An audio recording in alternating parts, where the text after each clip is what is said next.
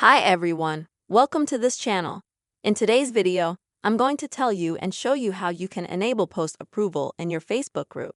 Friends, please subscribe to this channel, write your comments at the end of the video, and also put your likes. So let us get started with you. First of all, open the Facebook app on your phone. Now on the bottom right corner, go to the menu section. Next, find the Groups section. And then your groups. This will take you to all the groups that you have created, that you are an administrator of, or that you are just a member of. So then go to the group that you have.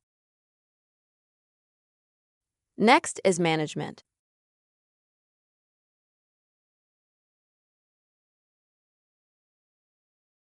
And now scroll down to Group Settings.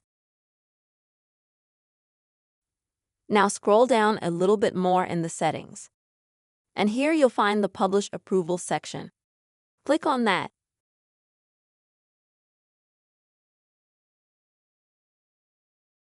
And then all you have to do to approve publications in this group is toggle it to on.